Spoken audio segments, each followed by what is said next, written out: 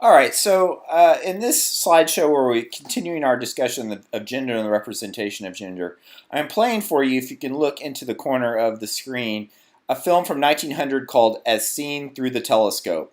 And in this we see basically, I don't know, a dirty old man looking at a telescope, and now we're looking through the telescope, and he is looking at a girl's ankle on a bicycle. And this man is looks like he's tying her shoe and kind of toying with her ankle a little bit.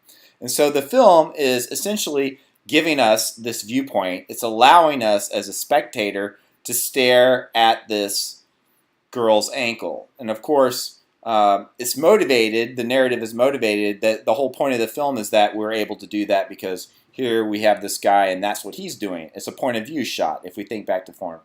You see what happens there? He got caught. He got knocked on the head. Of course, in real life, that never happens in film.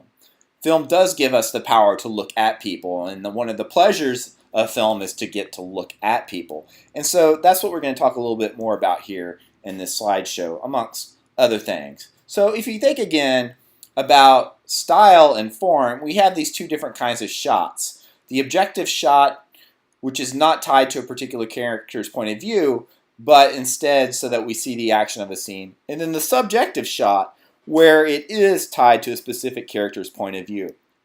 In this film that we just watched, it's clearly set up, so this is a subjective shot, this girl and her ankle, and it's coming from this character that we see on screen using the telescope. And here, this film is explicitly about the power of looking and the pleasures of looking. Of course, we aren't actually looking through the telescope. It's through the magic of film that we get to stare at this girl's ankle. And of course, the upside is that we can't get smacked in the head like the guy on screen does.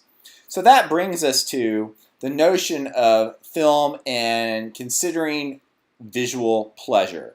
And the next few slides I'm going to talk about, I'm going to be referring to a work of film theory. So film theory is something we're just starting to touch a little bit in this class. But essentially, film theory is a kind of tool that we use to understand a film.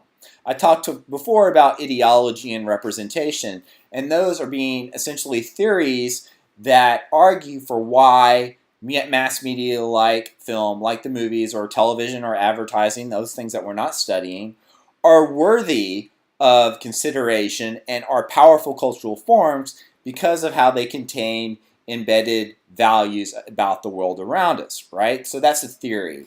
And now we're talking about another film theory that has to do with visual pleasure in the narrative cinema, which was the name of a very famous article by a critic, Laura Mulvey, that was written back in the 70s.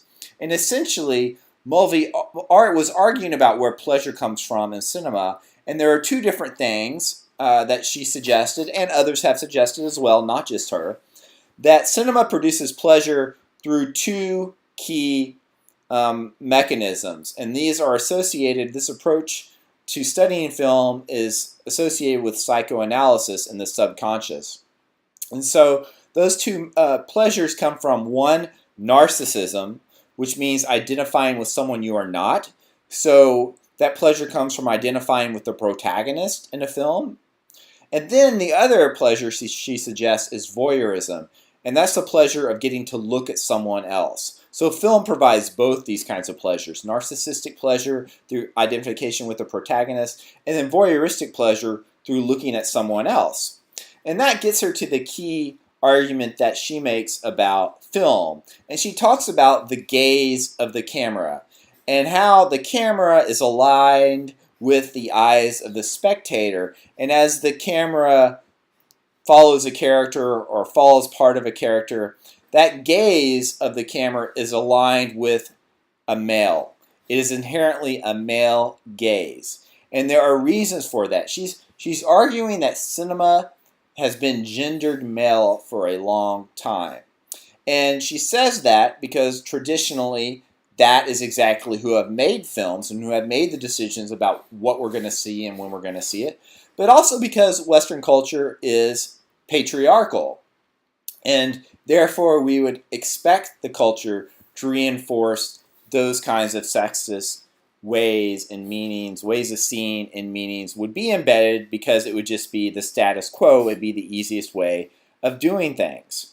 Okay, so this of course becomes complicated because she's suggesting the gaze is inherently male even if the spectator is a woman, because cinema audiences have been mixed genders for a very long time. Not always the same places, but women have been a part of movie going from the beginning as well. So what she says, though, is if a woman is watching, she is essentially forced to inhabit that male point of view, and that is gazing at women, or she's forced to identify with the objectified female because of those patterns of representation.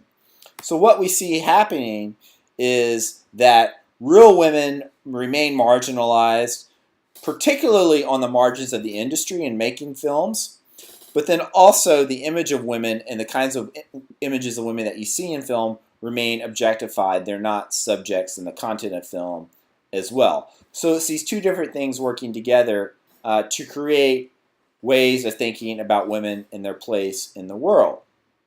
So, in Hollywood films, she says, women's power is almost always derived from their sexual allure. Like we saw, not just in the Girl Can't Help It, where it's the blonde bombshell, but also the femme fatale. Her power comes from her sex, too. And those films attempt to contain that threat to patriarchal power through investigating women, punishing them, or through what she calls fetishization, which is overly investing, overly emphasizing particular body parts, particular parts of women. So the idea here is that by objectifying and fetishizing, you're able to break something down into smaller pieces. You're able to make it into less of a threat because film is so perfect for chopping things down, right? Using close-ups to render someone into just pieces that you can focus on rather than the whole subject itself. So recognize here that we're at the end of the semester and we're starting to get into somewhat complex ideas, complex analysis. This isn't all supposed to be crystal clear. It's theory and it's doing things that are difficult. That is, trying to understand this powerful cultural form of cinema and how it works and the pleasures that it provides.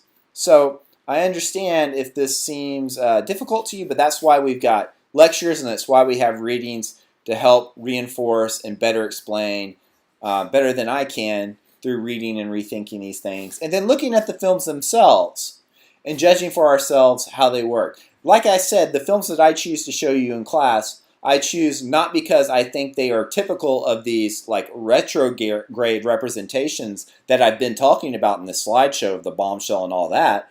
I offer them because I think they're different and they're challenging those kinds of things, and that's why I want you to see them and think about how they might be different.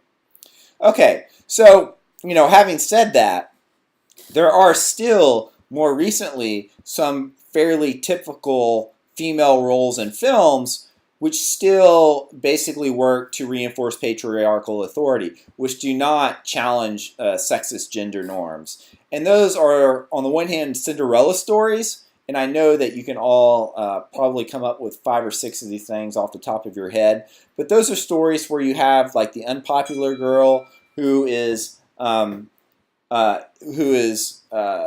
transformed and made over into a beautiful, sexually attractive girl. My Fair Lady is a classic film from the 60s that did that. And then there's also the active female heroes, the action hero type girls, Lara Croft type actresses or characters, where they're very active, they're subject, but their bodies are also sexualized to a great extent and they're always on display.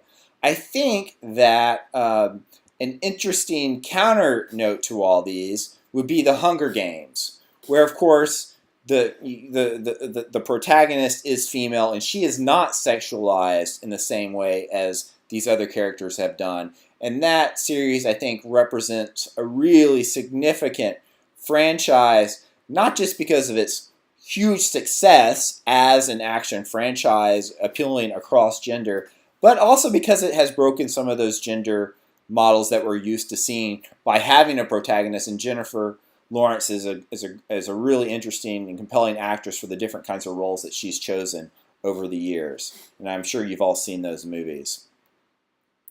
All right, so our kind of challenge here is to look for how in films we see women kind of reduced to just looking pretty, but also how we see them challenging those and doing something else. Now, to get back to men, because remember I said this isn't all just about women, it's always about men and women. We can also point to examples where we see men objectified to some extent, or at least maybe not objectified, but certainly their bodies put on display. One example that people like to point to is the series of Sylvester Stallone Rambo movies back in the 1980s, which were often very much about showing off his physique and his chest and so on.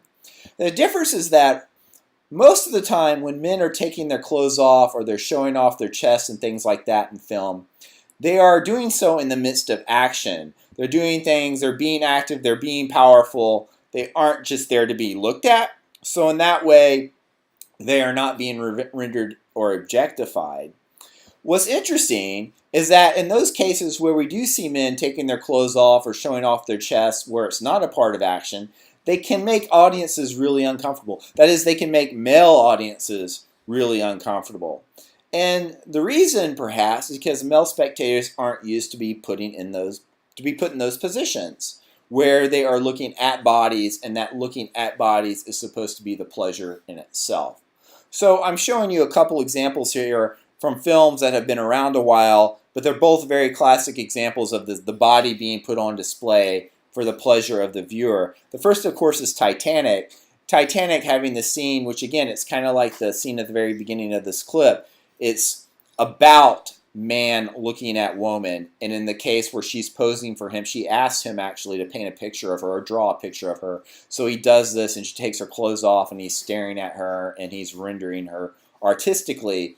And so that we see her pleasure both in allowing him to look at her, and also she's there for the audience as well. And then earlier, Brad Pitt's big breakout movie in 1990 was Thelma and Louise, which is a famous feminist film, not because it was made by a man, by a woman. It wasn't. It was made by a man, but because what the story was about, which was two women on the run from the cops, rebelling against patriarchal authority.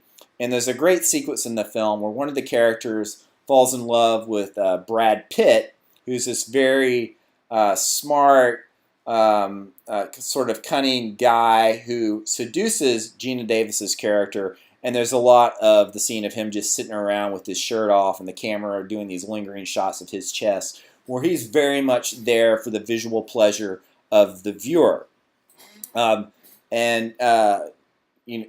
Pitt has gone on and done much after that, but he still remains famous for this one particular scene, which really helped make his name. Now, as we go on again, and you're looking at films that are very different from these, I want you to think about in what ways do they stray from these characters? In what ways do the characters that we see, hopefully, are more independent, are more active or involved in doing things, and to what extent are they still acted upon by others?